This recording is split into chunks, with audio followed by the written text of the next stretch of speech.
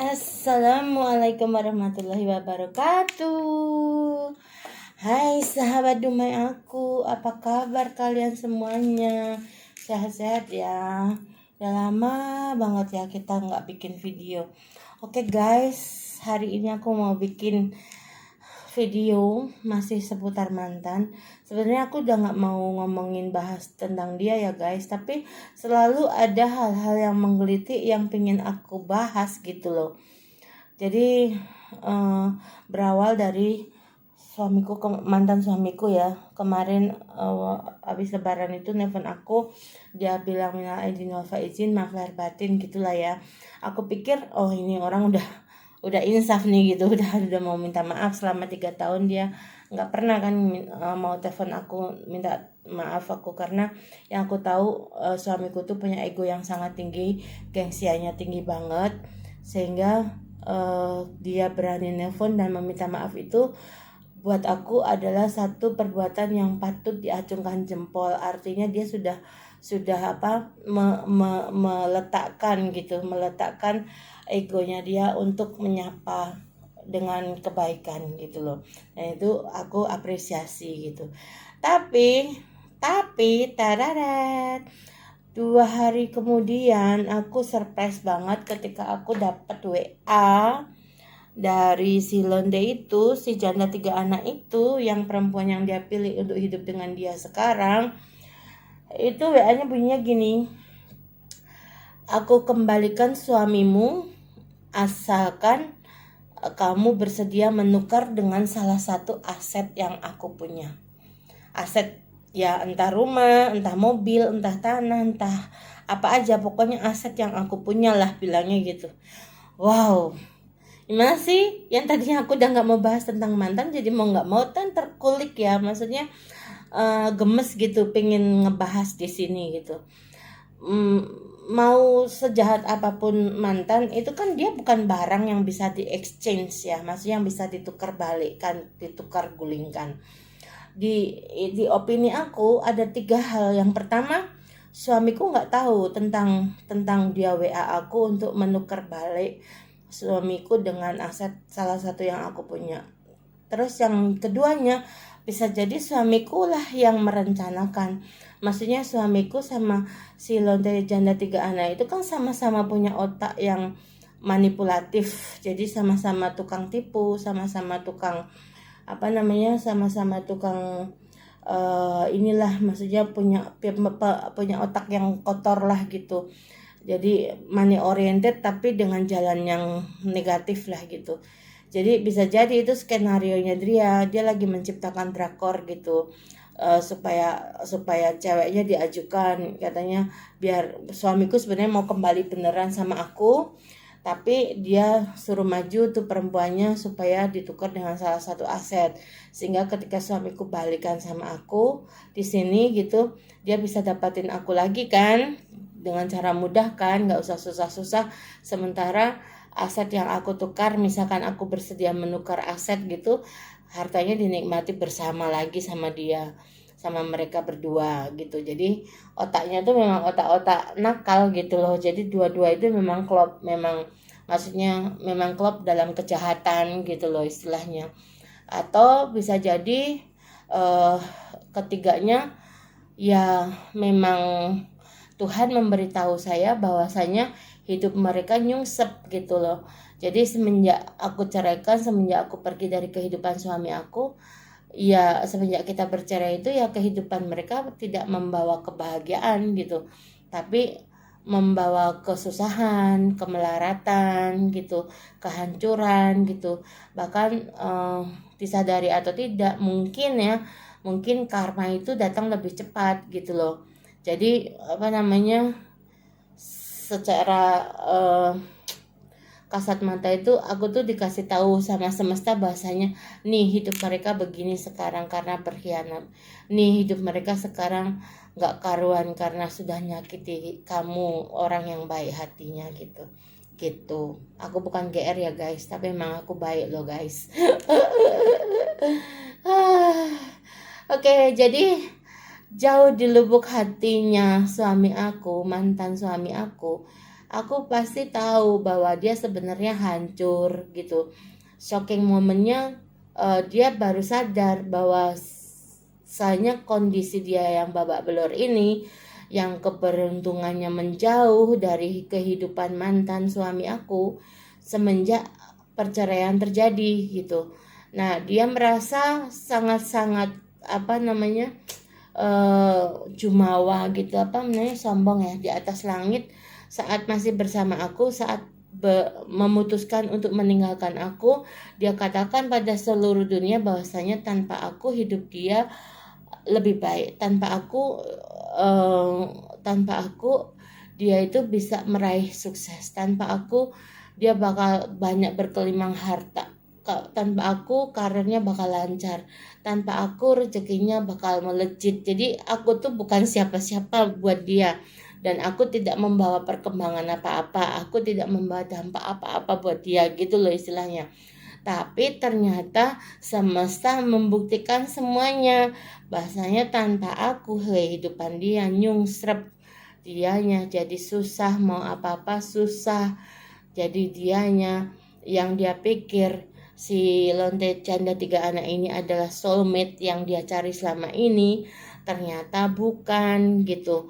Si perempuan ini yang dia perkirakan bisa tumbuh kembang berpacu dengan waktu, mengumpulkan pundi-pundi uang yang banyak, ternyata malah membuat beban hidup dia bertambah susah. Kondisinya terbalik 180 derajat, dan dia baru sadar bahwa ternyata keputusannya dia memilih janda 3 anak ini untuk dinikahi adalah keputusan yang salah besar. Teteret gitu.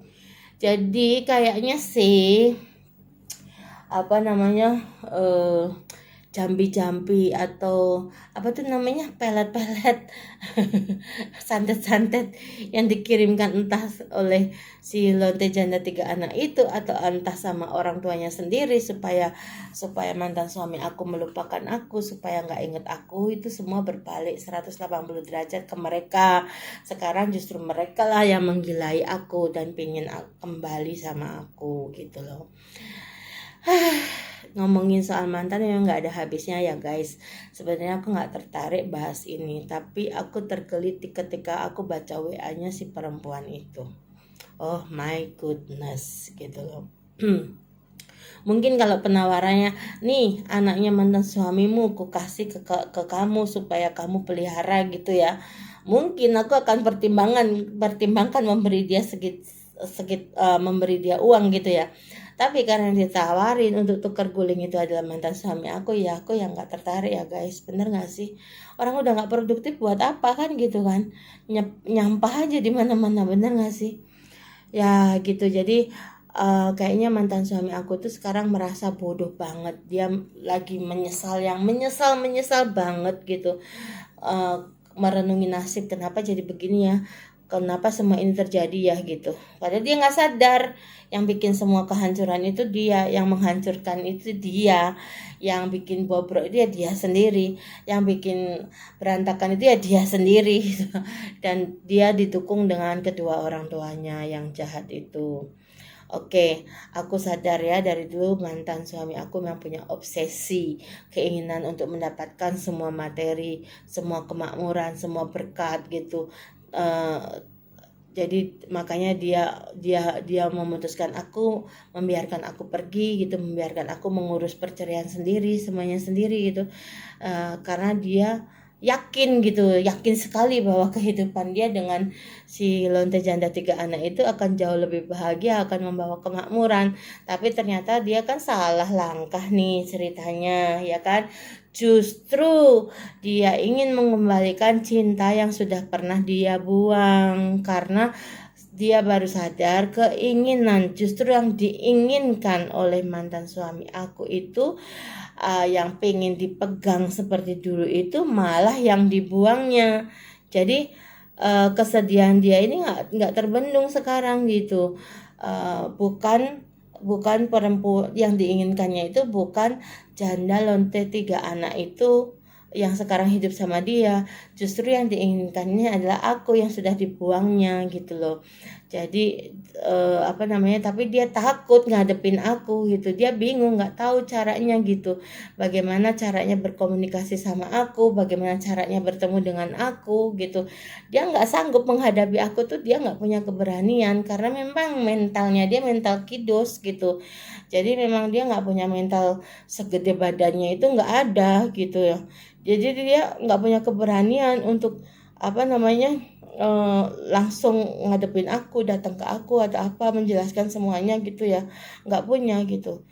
Jadi karena dia sadar aku pasti akan, kalau mau berhadapan dengan aku lagi itu pasti dia harus punya pondasi yang kuat gitu, dan dia harus sudah keluar dari zona zona aman dia, zona toksik dia yang selama ini di ada selalu menjadi bagian dalam kehidupan dia gitu loh. Dan dia juga harus sudah siap untuk menjujurkan kenapa dia selama menikah dengan aku bermain cinta dengan banyak orang, bahkan dia menghamili si lonte 3 janda anak ini. Jadi kenapa dia harus menjelaskan ke aku hidupnya penuh dengan manipulasi, penuh dengan topeng, penuh dengan permainan, dengan obsesi yang selama ini dilakukan. Karena apa ya, dia nggak pernah tanggung jawab sama sekali selama hidup dengan aku. Bahkan ya, maaf kata nih guys gitu, ketika dia udah mulai main perempuan ini, apalagi sudah sejak kenal dengan lonte 3 anak ini gitu, dia nggak tanggung jawab sama aku. Bahkan aku sebagai perempuan tuh aku yang akan mikir gitu, besok makan apa ya gitu, besok bayar listrik gimana ya, bayar air gimana ya, bayar iuran UPL apartemen gimana ya gitu, bayar maintenance gimana ya gitu, buat apa gini apa bagaimana, itu justru aku yang mikirin, tapi suamiku nggak pernah mikirin karena dia nggak mau kepikiran yang gitu-gitu. Jadi suamiku tuh dulu nggak pernah mau diributkan dengan masa-masa kayak gitu, dia hanya mau apa yang jadi keinginannya, apa yang jadi hasratnya ya kesampaian semua gitu. Kalau dia mau ada perempuan saat itu ya harus ada perempuan saat itu, jadi kepuasan birahinya itulah yang dia tonjolkan. Jadi yang diutamakan itu bukan kebaikan, bagaimana mewujudkan pernikahan yang sakinah mawaddah warahmah, bagaimana menunjukkan pada dunia bahwa janji suci, janji ikatan pernikahan di ijab qabul itu dia utamakan, bukan, tapi yang dia utamakan adalah bagaimana supaya aku puas, hasrat seks aku tersampaikan, tersalurkan gitu loh. Ngeri kan guys hidup dengan orang seperti itu, bener gak sih? Nah sekarang kenikmatan dunia yang dia gadung-gadung selama ini, dia hasrat birahi yang dia nikmati selama ini, semuanya rasanya hampa. Semenjak kepergian aku tuh semuanya hampa gitu, nggak ada rasa gitu, kosong semuanya gitu. Nah aku yakin suamiku tuh ngerasa hampa gitu semenjak aku pergi tuh. Suamiku ngerasa ya boleh lah ya body dia sama sama si lonte janda 3 anak ini, tapi hati pikiran dia itu tertuju sama aku, selalu ingat aku. Jadi mungkin ya ketika ketika dia biarkan aku pergi, dia biarkan aku ngurus perceraian kami sendiri gitu, mungkin dalam hati dia akan berpikir nanti juga pasti Arum akan datang lagi minta-minta maaf, Arum akan nangis-nangis Bombay, jangan tinggalin aku Rudolfo, aku tidak bisa hidup tanpamu Rudolfo gitu, please Rudolfo, jangan tinggalkan aku bersedialah, pokoknya kamu mau apa aja boleh, yang penting aku nggak diceraikan. Mungkin harapan dia begitu, tapi ternyata aku punya keberanian untuk menghargai diriku sendiri dengan mengurus perceraian. Begitu aku buka perselingkuhan dia, sampai biang-biangnya tuh orang tuanya dibalik semua itu, semua bisa aku buka. Saat itu juga pulang dari Kerinci, aku nggak babi bu, langsung masukin gugatan ke pengadilan gitu. Jadi mungkin dia keki sekarang istilahnya, nggak punya muka, mereka tuh udah nggak punya muka ngadapin aku gitu loh. Malu kan pasti kan, bener gak sih? Karena ada sih orang tua yang di mana-mana orang tua mengajarin anaknya baik gitu ya, ini enggak, orang tua dia ngajarin anaknya bejat melulu gitu. Jadi ya pastinya mereka pasti nggak punya muka ketemu aku gitu.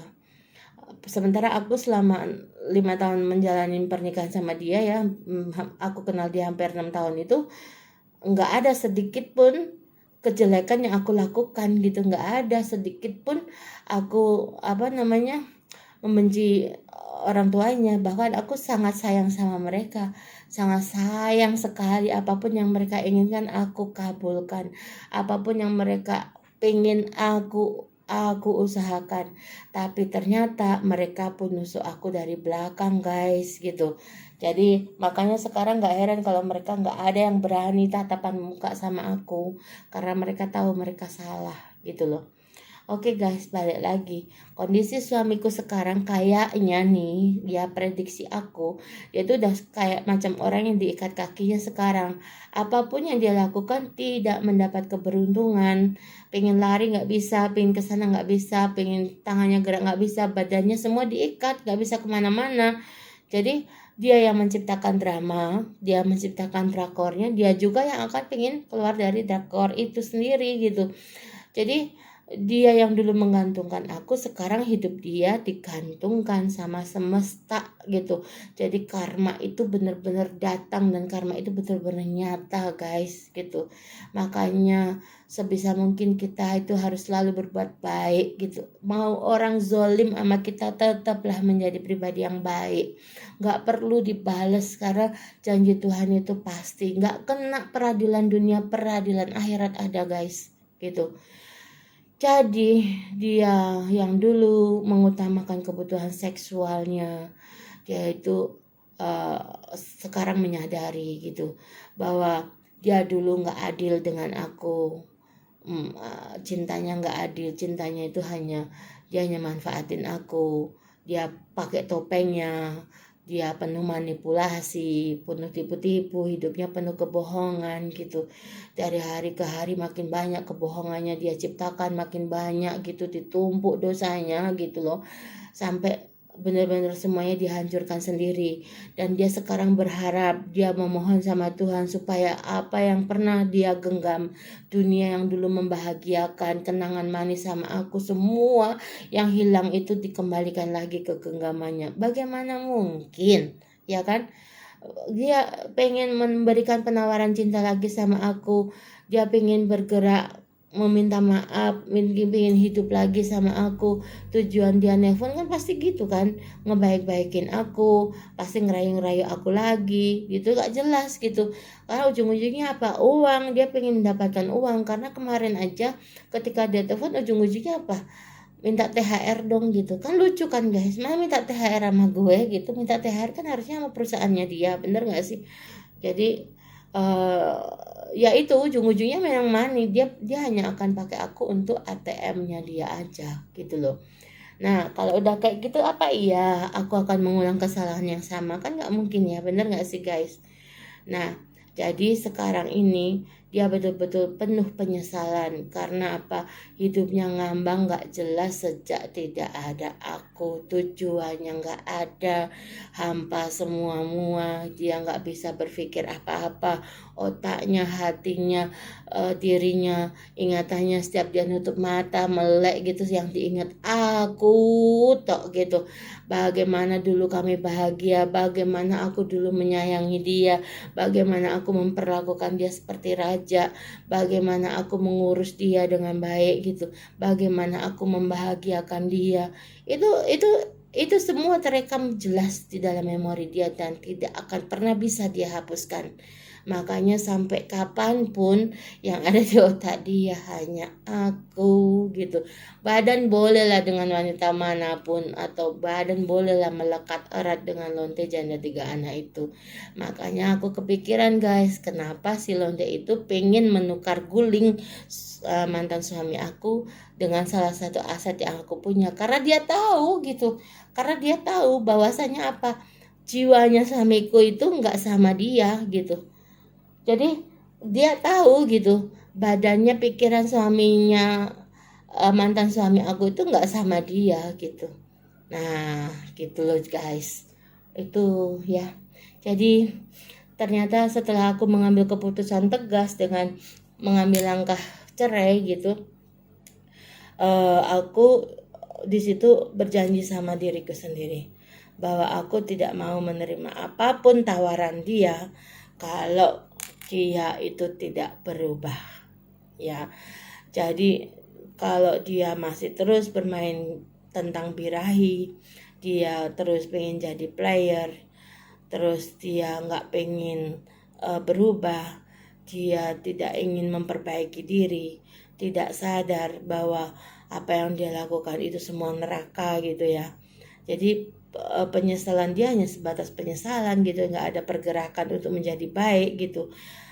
Apa kekecewaan dia itu ya dari kecewaan atas takdir, kerinduan, kehilangan yang betul-betul dia rasakan sedih itu ya.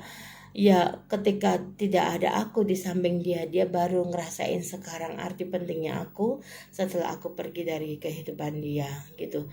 Kalau dulu kan dia jumawa kan, katanya Arum tuh bukan siapa-siapa gitu.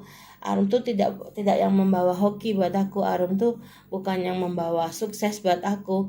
Jadi Arum itu apa gitu, aku bisa begini karena aku sendiri mampu, aku bisa di tingkat ini karena aku sendiri bisa gitu. Berarti ternyata semua terbantahkan oleh semesta. Jadi tongkat kehidupan yang dulu tegap berdiri waktu masih ada aku, sekarang karena aku sudah nggak ada gitu. Iya, dia ikut jatuh karena tongkatnya kan nggak ada gitu loh. Ya kalau aku lihat mungkin sekarang ini dia kesedihannya makin memuncak gitu, rezekinya juga makin susah, dia jadi stres, dia jadi depresi, tapi dia nggak mau menunjukkan pada semua orang bahwasanya dia itu masih sangat mencintai aku, pengen kembali sama aku.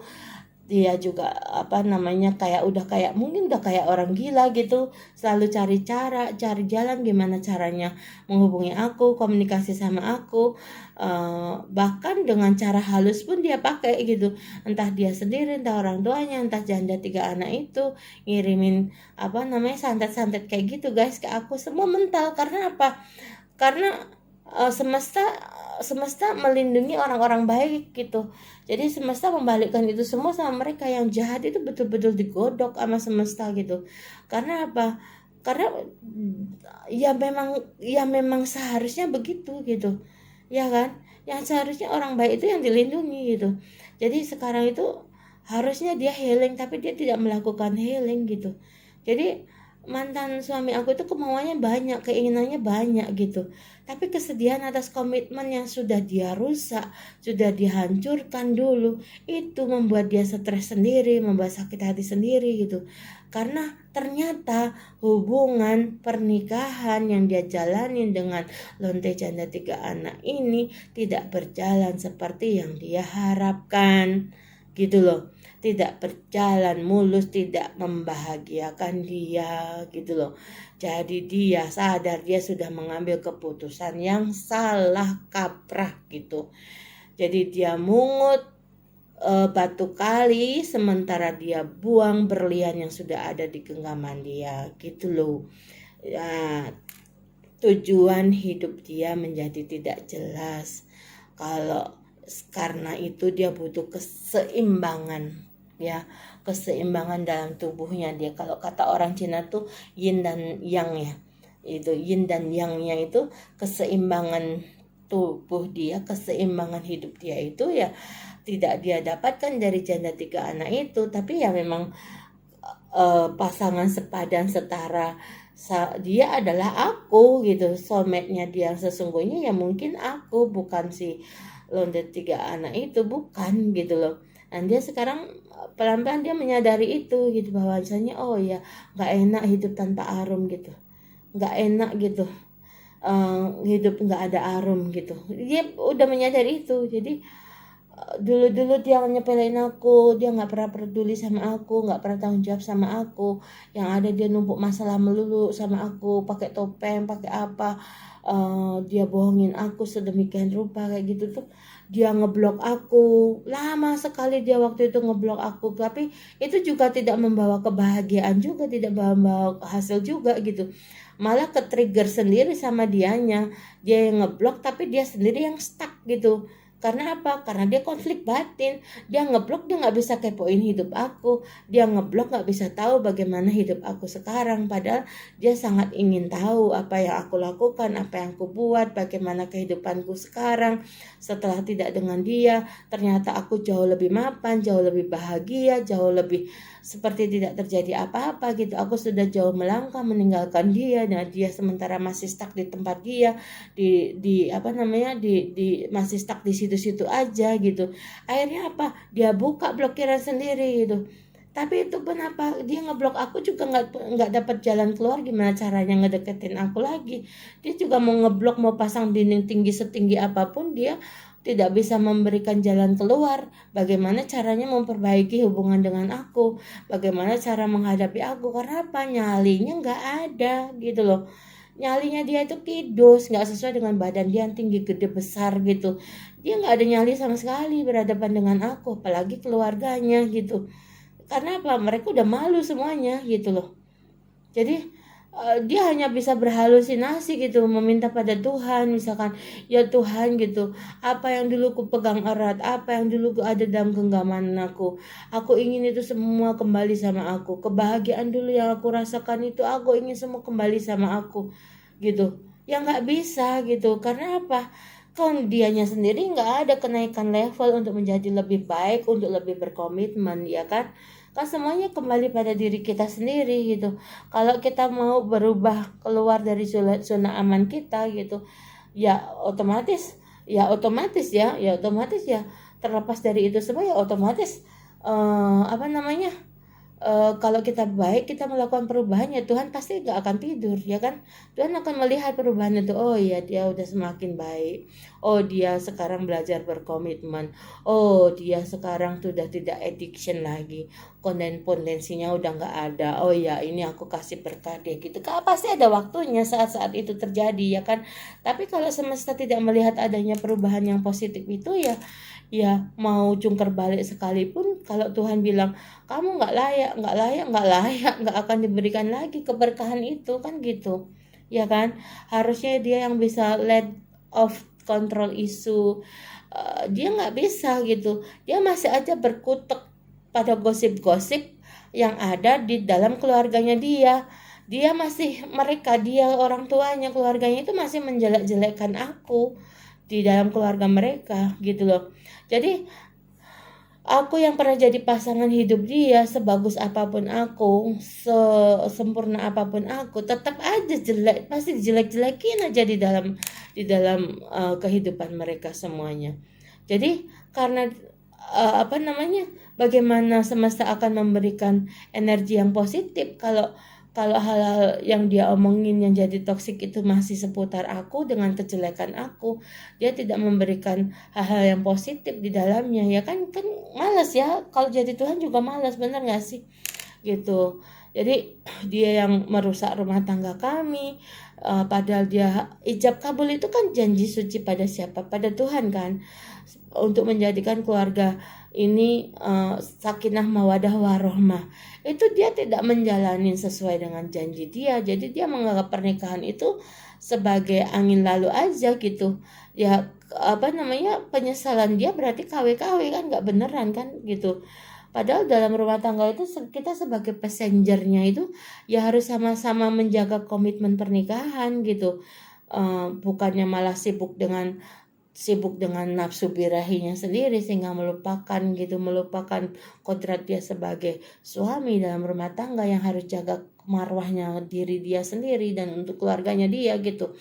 Jadi apa ya, gimana semesta memberikan hal yang bagus pada diri dia, sementara dia sendiri tidak menunjukkan adanya hal-hal yang baik gitu yang bisa dia rubah pada kebiasaan yang buruk itu.